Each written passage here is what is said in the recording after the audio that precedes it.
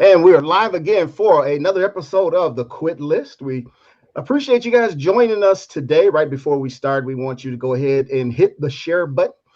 We'd like for you to share it with your friends and relatives. We know that they're going to love you for it, and you're going to love them back. I'm Dr. Stan, the Quit Doctor. Today on the Quit List, we're joined by our guest, Janet Martin. Janet Martin is one half of the nonprofit Beauty and Brains. This is a nonprofit organization dedicated towards helping mentor young women. Janet, welcome to the Quit List. Thank you for having me. I'm so excited to be here. We're also joined once again by our good friend, Dr. Anila Rixcourt, down there in El Paso, Texas. Dr. Anila is an MD, OBGYN. Dr. Anila, welcome to the show. Thank you so very much for having me. All right, issue number one on the Quit List, Black love. And we were talking about Black love. One of the things that you will recognize, statistically speaking, is that 7 out of 10 Black women are unmarried. 3 of those 10 may never get married. Just today, I saw an image. This was an image of an advertisement. They're advertising pajamas. You know how during Christmas time, a lot of people will dress alike as a family unit. There were 4 images. Number 1, there's a white man, 2 children, and a wife. Image number 2 was a white man, 2 children, and a wife, plus a dog. Image number 3 was a white man, 2 children, plus a wife. Image number 4, a Black woman and 2 kids. Now, if you think about it, this is very conspicuously missing something, and that is the man in the photo of the Black woman. So the question is, and I want to find out, Dr. Anila, where you stand on this. Do you think that is a racist image, or is that just the truth? Wow.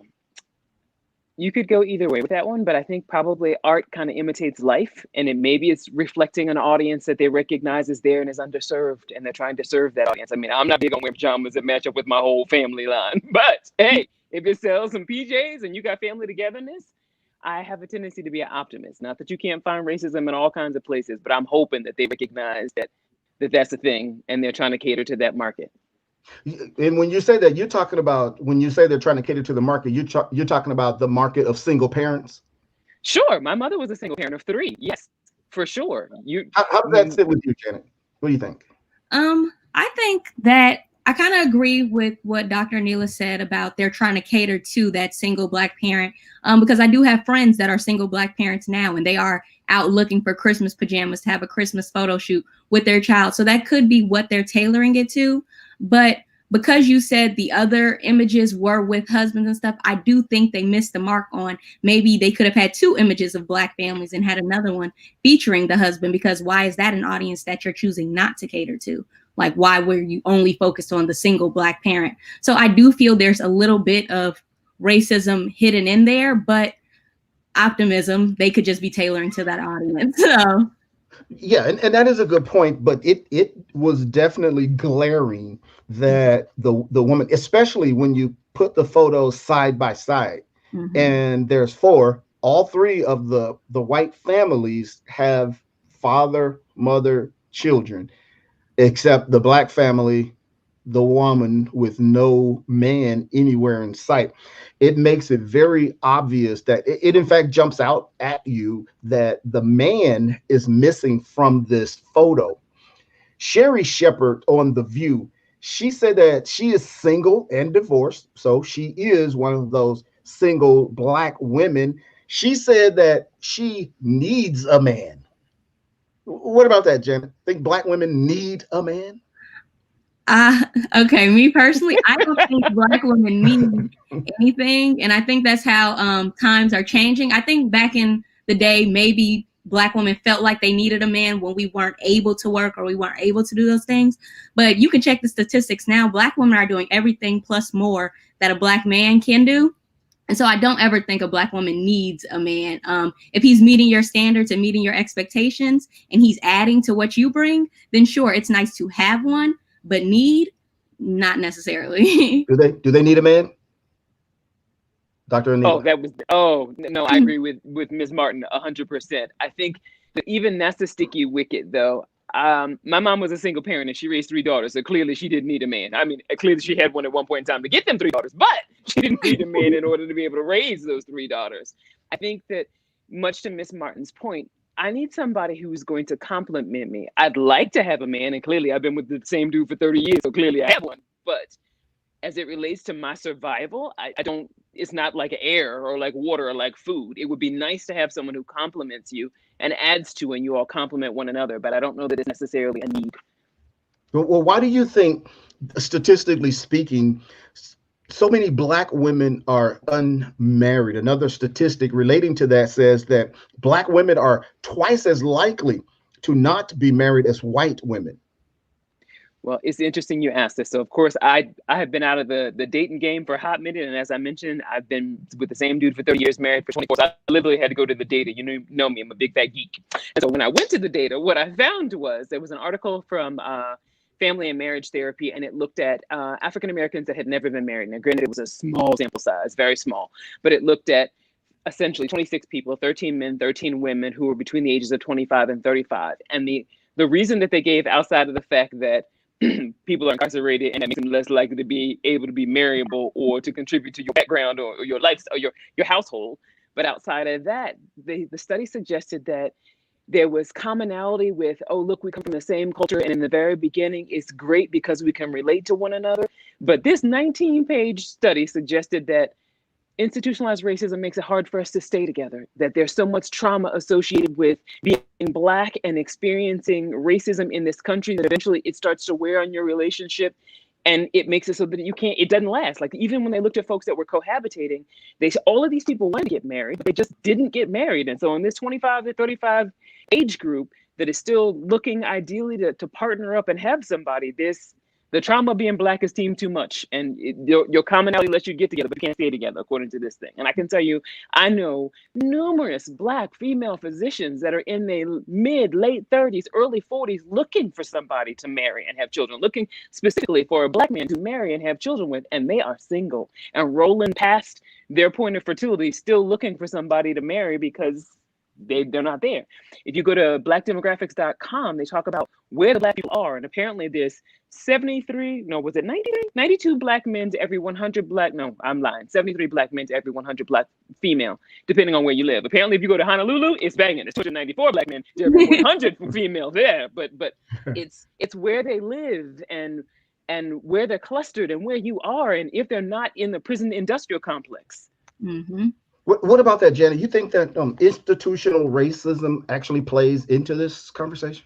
Yeah, I do. I think just because of the societal racism and just racism as a whole, everything that it contributes into society, whether that's having mass incarceration of Black men in prison or a lot of Black people growing up in poverty and never fully being able, like, I don't say money buys happiness, but you can't attain a lot of the things you want in life without being able to attain that money. And living in poverty doesn't allow a lot of Black men specifically to feel like they're meeting their purpose, to feel like they can provide. And that's how a lot of them end up incarcerated or end up in situations that aren't necessarily where they should be or what matches the ideal of a Black woman. And so it's hard to find the equal in what you're looking for. But also, I think a lot of what contributes to Black women not being married is that the fact that Black women are so heavily biased against in America. Like they say, Black women are the most disrespected and neglected in everything. And so Black women are constantly looked down upon or taken as less than, not seen as beautiful as their white counterparts or the mixed races or anything of that nature. And so Black women do tend to get the short end of the stick in that area. And like, while they may be out looking for a man, the way society plays it, the way it's played out in the media, the Black man isn't always looking for a Black woman. I won't say that's for everyone, but that is a lot of what's going on. That's what is projected into society. That's the ideal. And the ideal is not a Black woman in this day and age. And I think that it is transforming, though. I think people are starting to see the importance of Black women and see how valuable we are, see how beautiful we are, see how brilliant and radiant we are. But it hasn't always been that way. And that shift is just now starting to really take, I don't know how to say what I'm saying, but that shift is just now starting to happen. Well, what about the idea, something that you mentioned about Black men maybe being incarcerated or maybe not living up to their full potential yet? Would you actually hook up with a guy if the guy was, say, in a lower economic status? Now, are you a medical student, or is that? Yes, I'm a medical student right now. Okay, so Janet is a medical student, and pretty soon she's going to be joining the ranks of Dr. Anila as a medical doctor. Great job on that, and keep up the good work. Thank you. Would you then hook up with a guy? Let's say the guy, I don't know, works at Walmart, for example. You meet this guy, you don't know what he does for a living, but you just, you meet him somewhere and you guys hit it off. You guys are a match made in heaven. Would you connect with him? Would you marry that person? Okay. I won't say that I would not marry him simply because he dated, simply because he worked at Walmart, or simply because he was in a lower economic status than me. I really think it depends on mindset. Like, what are his goals? Does he have an ambition? Like, does he have a plan that he's working towards? I'm willing to work with someone that has the idea of what they want to do, but somebody that's working at Walmart and is complacent with working at Walmart and doesn't really have a bigger vision for themselves right now, I don't think that I would do. Well, I kind of know that I wouldn't do, just because that's not where I see myself. So if you have that vision and you're willing to work towards it, and I can help you work towards it, I'm willing to meet you there.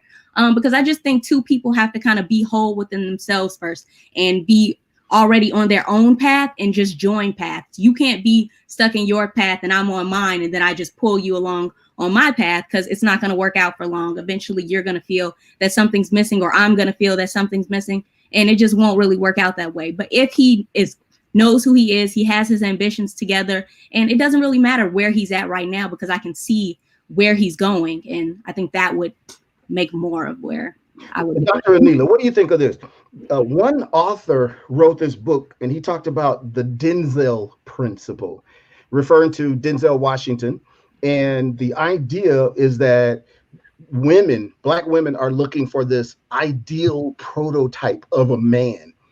Do you think that is a problem? Are Black women too picky, too selective?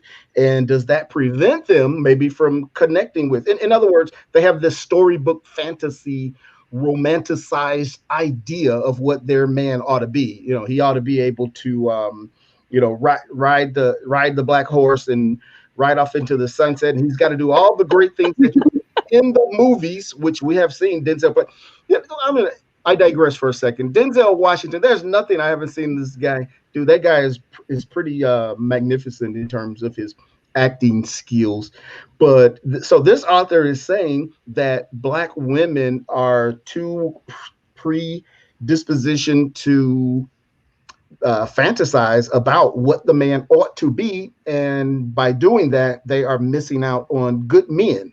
What do you think of that?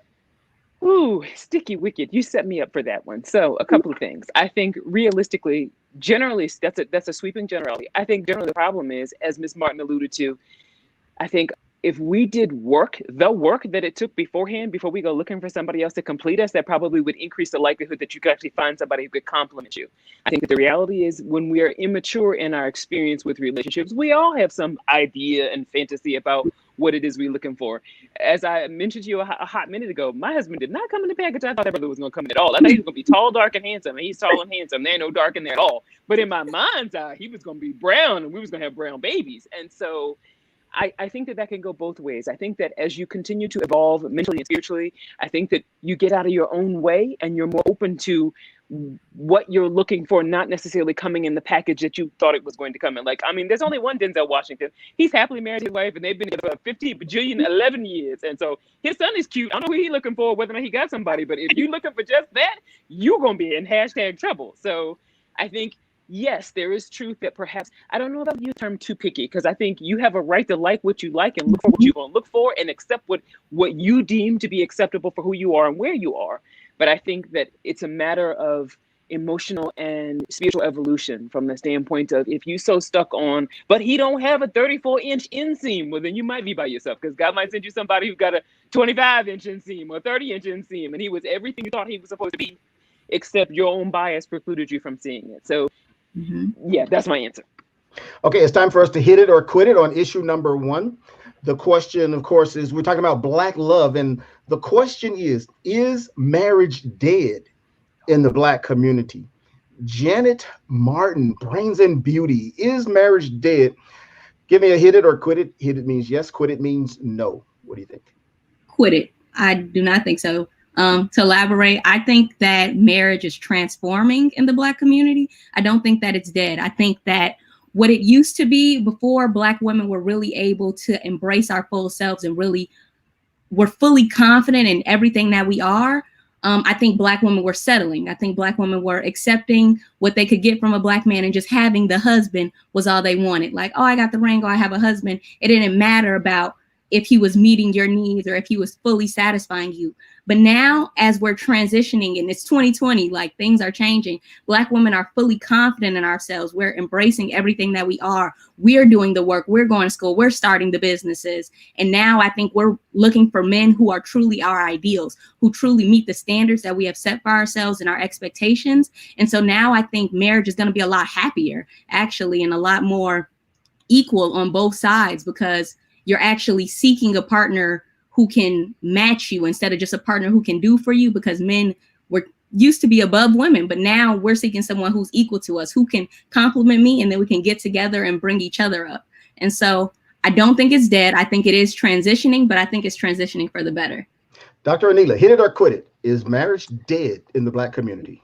No, I'm ever the optimist. I think, just like Ms. Martin said, that we are redefining what's acceptable for us. And I think that as we continue to, as she alluded to it being 2020, and we saw great uprising in the country about what, as brown people, we found to be acceptable, what we find not to be acceptable, and whether or not you're going to still keep your foot on our necks. So I think as we continue to grow and redefine who we are and what's acceptable for us, I think, like she was saying, I think it's just changing shape. I think what it is you're looking for and what you find to be acceptable is changing shape. And then as we kind of get over some of that trauma, being the American descent of slaves, that probably factors in something. Issue number 2 on the quit list: celebrating Thanksgiving. Now, we know that Thanksgiving is just about 1 week away from today. We also know that the COVID-19 coronavirus is running rampant in the country. Experts actually are telling people that they should stay home and avoid social gatherings altogether. But we know that that is not going to happen in many instances. Now, they also offer a few tips. Of course, as we know, you should socially distance. You should stay outside if possible. You should wear your mask. You should limit the amount of folk that appear at your gathering. What do you think about that, Dr. Anila? Do you think people will actually stay home for Thanksgiving? Is that even possible? People are people. Ideally, they would stay home and recognize that. I think that the problem is that people don't understand. It's not the folks who have obvious signs and symptoms with COVID. It's the ones that are asymptomatic, that 30 to 40% that think, girl, it's just my allergies, when no, it is you packing a virus that you can then take home to your grandma and kill her. I wish that folks saw it from that perspective. Not Thanksgiving, but every Christmas, we typically go home to Indiana to go spend Christmas with my in-laws, and we are there for a good 7 to 10 days. I'm there for 7 days, but the rest of my family is there for 10 days, and then I come back. This year, we already knew I'm not going because my mother-in-law, my father-in-law are in their 80s, and I'm not trying to kill them. I could be an asymptomatic carrier, get up in their house, sit up in there for 7 days, and time enough to be able to spread cooties house wide, and then roll out and then cost them their lives. And I've actually interacted with folks who've had just that happen. One lady who was working in a medical office who was doing COVID screening, who ended up contracting COVID, took it home, gave it to her mother and her grandmother. Her mother had underlying medical conditions, and her mother died. If you have not been in the same house with these people for the last 14 days, don't go visit them now. Stay your hind parts at home. Don't kill. Well, again, unless you got some of them special relatives that you can only isolate yourself with, them ones that, they're every Thanksgiving, yet you tired of listening to what it is they say. And unless you have a death wish, don't spend Thanksgiving with anybody that you ain't been with for the last 14 days. That's just my thought. CDC came out with statements this today. Very, very much today. They talked about how at least in the last day, there have been 170,100 new cases, and that in El Paso alone, when you talked about that it was a scourge, how it was taking over stuff, in El Paso alone, we have had 79,000 cases, 839 deaths, and the folks here are big on congregating and getting together with family. We had a conversation with nursing staff in L&D not too long ago, and the one was sitting and crying, talking about how she missed her family and how hard it was going to be, and it was like, shit. But if you kill your grandma, then how much harder is that going to be? Because you're exposed to stuff left, right. You're exposed to people left, right, and sideways. And it doesn't just have to be folks in medicine. You could be at the grocery store with somebody who thinks they got allergies, them folks that wear gloves all the time, thinking that wearing gloves in the street is protecting them when actually they're spreading cooties left, right, and sideways. They wipe their nose, then grab the door. You grab the door behind them. Now you got whatever was on their nose that wasn't on their gloves, that wasn't on their hands, and now you take that thing home. I think prevention is worth a pound of cure, and I wish people understood, if you don't go home this Thanksgiving, your relatives might live so you can actually see them next Thanksgiving.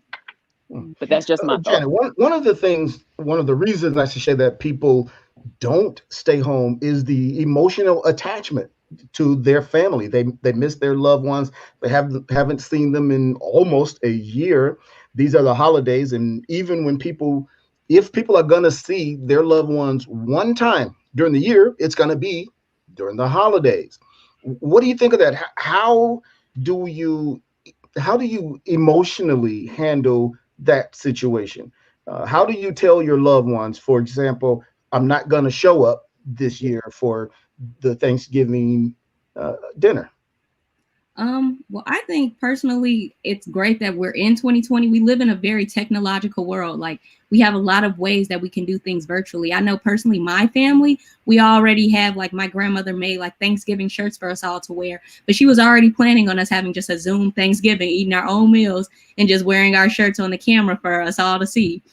But I think it's about thinking beyond yourself and thinking beyond, like, how do you feel emotionally, but thinking long term, like delayed gratification. Yeah, you might have an instant gratification if you go home at this moment, but then what comes with that? What you don't know what can happen. You don't know what you can spread or what can be spread to you. And especially if your family members are elderly or have underlying medical conditions, I don't think that's something worth risking. And so I think you just think delayed gratification, connect virtually, talk on the phone, FaceTime, Zoom, Google Meet, whatever it is. Like, you can still connect in a lot of ways. And yeah, it may not be physically, you can't give them a hug, but you can still send your love, and then get a journal to deal with your emotions and talk out your emotions. But we're living in the midst of a pandemic. It's irregular for all of us. None of us are used to this, but you have to put your own emotions aside and think about the greater good, like what's going to be the best for society and the best for your family members and the best for yourself overall. And so, yeah, I don't think it's worth it at all. Dr. Anila, what about the emotional aspect of this whole thing? Well, I agree with Ms. Martin. That's what a journal is for. Or you can, even if you don't have the technological advancements where you can Zoom or FaceTime or any of these other things, everybody has a telephone. Case in point, my grandfather 2 weeks ago turned 95. I had family members that were planning to go from Texas to Philly to go see my grandfather.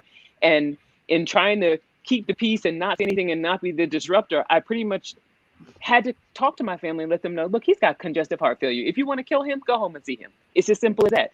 I think that as much as you miss your family now, if you indirectly exposed them to a virus that caused them to be hospitalized or killed them, how much worse you think you're going to feel when you miss them because you can't ever see them ever again? Now, granted, Ms. Martin and I are biased because we both understand delayed gratification because she is in medical school, I went through medical school, and that's a hustle in and of itself. And so we're not necessarily reflective of folks who don't understand that I just need to see grandma one more time at all. But it's truly not worth it. If from a primum non nocere standpoint, a first do no harm, if I even remotely thought that I exposed somebody, El Paso is bad and it's crazy. When I go to work, whenever I leave my house, actually, the only time I ever am without a mask is when I go from my garage to my car. Then when I'm anywhere else in the streets, I always have an N95 on, always. At the thought that I could bring home a virus from work and expose my family and hurt my family, it breaks my heart. And that's my immediate nuclear family. What do I look like hopping on a plane or on a bus to go see my family and expose them? Say I worked a shift before I got off, and then we came home and we packed up. We left in like 3 days. I went and I stayed with you. It's time enough for me to be inoculated and spread disease. It's not worth it. It's not worth it at all. I love my family too much, even the ones that I don't like so much and I only call on birthdays. I love them too much to expose them to a virus that could alter the course of their lives or mine. Well, the CDC suggested that if you are going to connect with your family, you should make it small. In other words, you should only have those people around who you have interacted with anyway. Let's say your spouse and your children, and maybe your adult children who don't live there. If it's just that person, because you've already had interactions with that person. Now, what if you are having a function? You have your family member, let's say you invited your son or your daughter, and they came by, and you said, everyone wear a mask, and they refused to wear a mask. What do you do in that instance? Dr. Anita, how would you handle that? The loved one who does come to the family event refuses to wear a mask. Why are you triggering my inner Black mama response? Life is about choice. And if you come to my house without a mask, you can stay outside is what you can do. And we will lock the doors and you can stand outside looking crazy if that's what you want to do. Life is about choice. I respect you for exercising yours. Carry it out. You can't even come through the threshold. Sorry, not happening. Janet, what if that's your mother who refuses to wear the mask? What do you do? Honestly, we got to have a conversation, because at this point I'm confused. Like, if I'm just asking you to protect us and I'm just asking you to wear a mask because that's what the guidelines are, and that's something that can literally minimize the spread of the disease, like to any of us, I don't understand why you wouldn't want to. But I agree with Dr. Neela. You made your choice, but you got to stay outside. Like, even if it's my mom, because why do you want to hurt everybody else? I got to think about the greater good in that situation. And just because it's my mother, like, maybe I could be around my mother, but if there are other family members around and we're all wearing a mask, why are you the exception? It doesn't work that way. You have to put on a mask too, or you can't be here. That was the rule. Yeah.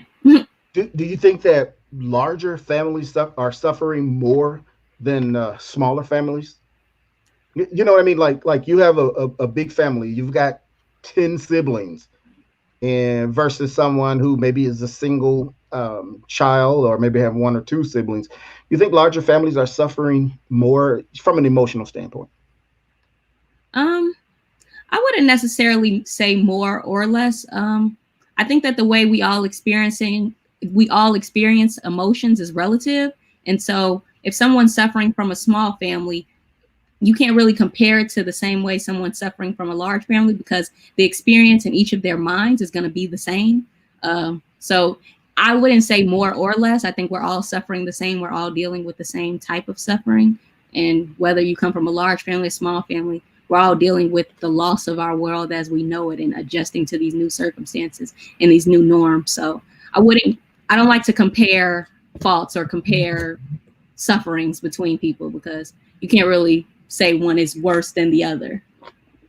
So that's it for this, for question number 2, time to hit it or quit it. The issue is celebrating Thanksgiving, and the question is this: should Black families skip Thanksgiving altogether this year? Janet, what do you think? Should Black families skip Thanksgiving? Hit it as yes and quit it as no. I'm gonna go with quit it, because yes, I know the connotation behind Thanksgiving, and I know that it's not what the white man has represented it to be, but I think Black people have reclaimed Thanksgiving for our own, and we use it as a time to celebrate family, to celebrate things that we're thankful for. And so I don't think we should quit celebrating Thanksgiving, because regardless, we should be grateful. We should be thankful for the times we have, thankful that we're still alive in the midst of a pandemic, thankful that we're still thriving, we're still well, thankful that we still have people around us to love, and just use Thanksgiving as a time to show gratitude for the way things are now. Not necessarily looking at the history of it, but for what Thanksgiving is to each of us now. So I'm going to go with no, we shouldn't well, I get, okay, no, we shouldn't not celebrate Thanksgiving. So hit it. Yes, we should. Sorry, I probably answered that wrong. Okay, but your point is it's okay to celebrate Thanksgiving. Yes, my point is celebrate it. Dr. Neela, what do you think? I'm going to throw a caveat on there because I think that that's kind of surreptitious. Yes, at your house, in your individual addresses, not gathered together. The CDC recommendations even if you take one household member that wasn't in your house, that's risky in and of itself. I think that, like Ms. Martin said, we have throughout history been able to take bad situations and turn them into things that work to our advantage. And so because we are a people who have been able to withstand the tough times and be able to flex and shift and adapt, we just gonna flex and shift and adapt to what this new norm is. And that I can't see Big Mama in her house and get that pie like I'm trying to get ordinarily, but I sure can call her and let her know how I tried to make her recipe and it was either a success or a failure, and plan on being at her house next year once, in theory, we have a vaccine or the virus is dampened down in some way, shape, or form. So I think the actual celebrating of Thanksgiving in and of itself should continue, but y'all need not gather together, please and thank you. If you ain't been in that house with them people for the last 14 days, don't show up now talking about some happy Thanksgiving. Yes. Well, that's it for our this episode of The Quit List. I'd like to thank our guest, Janet Martin, of one half of Brains and Beauty. We appreciate you being here. We appreciate Dr. Neela, the MD OB-GYN down there in El Paso, Texas. We appreciate you being here. I do want to say that Dr. Neela, is going to be very difficult not celebrating Thanksgiving if you can't get that sweet potato pie. That would be a problem. Very problematic. The pie. Well, we appreciate you guys being here. We'll see you right back here. Well, we're not going to see you next week because next week is Thanksgiving, and hopefully you will be celebrating with your loved one, even if it's just you and your spouse or you and your cat at home doing what you do with a can of tuna. We appreciate you guys. See you right back here next time on The Quit List. Camped out at home for COVID? Join us, Indie TV, where you will see the talk shows, movies, drama, action, and comedy. Be the first and see it first. Sign up now for free at Indie TV.